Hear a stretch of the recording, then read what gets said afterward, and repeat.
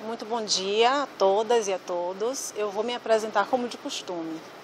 Meu nome é Lívia Santana Vaz, eu sou mulher, negra, promotora de justiça e coordeno o Grupo de Atuação Especial de Proteção dos Direitos Humanos e Combate à Discriminação do Ministério Público do Estado da Bahia. Por que eu começo a falar dizendo que eu sou uma mulher negra antes de dizer que eu sou promotora de justiça e que estou coordenando um grupo, né? Para explicar o que é racismo. Porque o racismo, ele atinge, ele discrimina, ele exclui a pessoa antes mesmo de saber o seu estado civil, de saber a sua religião, de saber qualquer coisa a respeito dos méritos pessoais dessa pessoa. Então o racismo ele faz isso, sem qualquer chance de defesa, né? Sem qualquer chance de falar sobre si, o racismo já discrimina, já exclui, já classifica as pessoas de acordo com a cor da sua pele. E o racismo institucional, ele é muito grave porque ele é a reprodução disso tudo nas instituições. Eu acho muito incompleto, e acho importante falar sobre isso, a conceituação de racismo institucional que é abraçada pelo Programa de Combate ao Racismo Institucional que foi lançado pelo governo federal em 2001. O que é que essa concepção traz, né? Se traz da Inglaterra, né, se traz um conceito britânico de racismo institucional, que diz que o racismo institucional ele é o fracasso das instituições em oferecer um serviço racialmente equitativo para as pessoas, ou seja, ele não tem capacidade de tratar os diversos grupos raciais com igualdade. E aí eu digo que essa concepção ela é limitada porque ela parte de um pressuposto de neutralidade das instituições. Neutralidade essa que não existe. As instituições modernas elas não são instituições neutras, elas servem a um grupo hegemônico, elas servem ao interesse constituído de um grupo hegemônico que nós sabemos que são de homens brancos e heterossexuais. A verdade é essa. Então, o racismo institucional ele não pode ser visto apenas como um fracasso das instituições. Ele é, na verdade, a reprodução por essas instituições de um sistema, né, de hierarquização das pessoas de acordo com a sua raça. Então, entendendo que isso é um problema estrutural e sistêmico, é que nós podemos passar a desconstruir o racismo institucional na sociedade brasileira. E o Estado, ele reconhecendo a existência do racismo institucional e se omitindo, ele está sendo, sim, autor desse racismo institucional. E uma das formas, um dos mecanismos mais importantes nos últimos tempos de combate a esse racismo institucional e de promoção da igualdade racial são as cotas raciais. São as políticas públicas de promoção da igualdade racial no Brasil. E qual o problema central que nós temos encontrado ultimamente em relação às cotas raciais? É a questão da sua fiscalização. Por que isso? Desde o ano passado, o Conselho Nacional do Ministério Público vem se preocupando muito com essa questão a partir de muitas representações que o Ministério Público no Brasil inteiro passou a receber, noticiando fraudes no sistema de cotas. Houve uma audiência pública no Conselho Nacional em 3 de novembro de 2015, na qual tivemos a presença de diversas instituições, representantes do IBGE, do IPEA, dos Ministérios Públicos Estaduais, né, de vários estados, Ministério Público Federal, Poder Judiciário, Ministério da Educação. Então foi assim uma audiência pública muito representativa, na qual estavam presentes também os movimentos sociais, né, especialmente a Educafro estava presente nessa audiência pública em que se debateu, né, a obrigação de fiscalizar, como fiscalizar, e a partir desse marco dessa audiência pública de 3 de novembro do ano passado, a atuação do Ministério Público no Brasil inteiro passou a se intensificar no sentido de fiscalizar as cotas raciais. Então, o que é que nós devemos observar em relação a essa fiscalização? Primeiro, quem são os beneficiários das cotas raciais? A primeira pergunta que se faz, né? Porque isso tem a ver com o que fiscalizar. Então, os beneficiários das cotas raciais no Brasil são aquelas pessoas potencialmente vítimas de discriminação racial. E a gente falando da realidade do contexto brasileiro, a gente tem que assumir que o preconceito racial no Brasil é um preconceito de marca.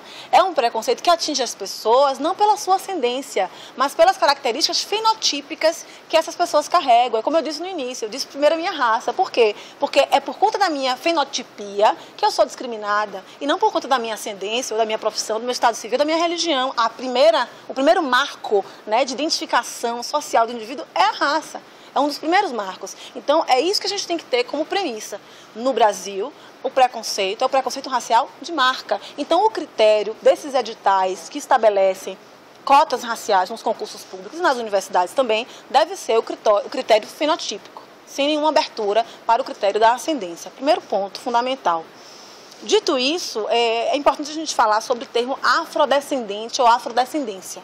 É um termo que internacionalmente tem uma grande valia porque ele traz uma uniformidade de demandas de diversos povos disseminados em vários estados-nação, vários países, mas que no contexto brasileiro é um termo que traz mais equívocos do que acertos, porque no Brasil, de fato, todos somos afrodescendentes. Isso permite um desvio de finalidade da ação afirmativa racial, das cotas raciais. Então, nós devemos falar população negra, e é como a legislação vem tratando.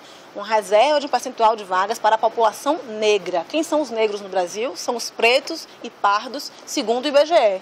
Preto e pardo é cor de pele. Sendo cor de pele, nós estamos aí de novo falando de características fenotípicas, certo? Então esse é o primeiro grande marco.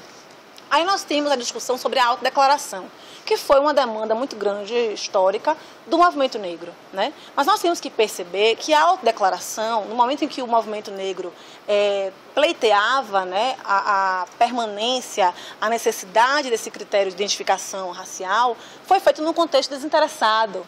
Naquele momento em que traria, né, que acréscimo de direitos traria a autodeclaração como negro? Nenhum. Hoje nós estamos falando de um contexto em que se autodeclarar negro lhe traz direitos garantidos pela lei. Então, quando na primeira vez, né, na história desse país, na história racista, de uma escravocrata, de uma hegemonia realmente da branquitude, se diz que ser negro tem um benefício legal, garantido por lei, então surge o que a gente chama de afroconveniência. Eu agora vou me autodeclarar negro porque há um benefício legal, não é isso? Então, por isso, a necessidade de fiscalização. Então, a autodeclaração ela não pode ser absoluta. Ela não é absoluta. Como toda autodeclaração, como toda declaração, ela pode ser uma declaração falsa. E, portanto, é passível, sim, de verificação. O próprio STF, na ADPF 186, trata desse assunto e diz da possibilidade de se conjugar esses dois critérios de identificação racial, a autodeclaração com a verificação por terceiros. E é aí que surge essa demanda, essa necessidade de comissões para a verificação da autodeclaração racial, no sentido de evitar realmente as fraudes, que tem acontecido realmente de maneira muito intensa em todos os concursos públicos que prevêem cotas raciais. Dito isso, aí vem uma outra questão que é de saber quem tem a obrigação de fiscalizar, né? E aí eu respondo que é a administração pública. Por que isso? Porque a autodeclaração, quando você, num concurso público que exige como condição essa autodeclaração, né, se a pessoa se autodeclarar preto ou pardo para concorrer à vaga numa lista reservada, que é a lista de cotas, a administração pública, ao receber essa autodeclaração e considerá-la como condição para o candidato ter esse benefício, ela está convalidando uma autodeclaração. Então, a administração pública não pode convalidar uma autodeclaração sem fiscalizar se ela é verdadeira ou não. Então, a obrigação é da administração pública e deixar de fiscalizar é permitir um desvio de finalidade de uma ação afirmativa conquistada a duras penas pelo movimento social. Não foi uma concessão, né? Foi uma luta conseguir uma ação afirmativa com as cotas raciais nos concursos públicos e nas universidades. Então, a administração pública tem a obrigação de fiscalizar, sob pena até mesmo de responder por improbidade administrativa, por desvio de finalidade e de princípios legais. Se a administração pública não assume o seu papel, o seu poder-dever de fiscalizar as cotas raciais, o Ministério Público, e aí entra a nossa participação, né, tem sim a obrigação de fiscalizar a ausência de fiscalização da administração pública. Essa omissão da administração pública precisa ser fiscalizada pelo Ministério Público. E é nesse sentido que o Ministério Público vem discutindo essa temática desde essa audiência pública de 3 de novembro do ano passado. Recentemente, no dia 9 de agosto, já de 2016, foi expedida uma recomendação pelo Conselho Nacional do Ministério Público, recomendando que todos os ministérios públicos do país, e aí o Ministério Público Federal e os estaduais, fiscalizem os concursos e o ingresso, né, nas universidades a partir de cotas raciais. Então, o Ministério Público tem essa obrigação de fiscalizar, inclusive consta isso já como recomendação do Conselho Nacional do Ministério Público.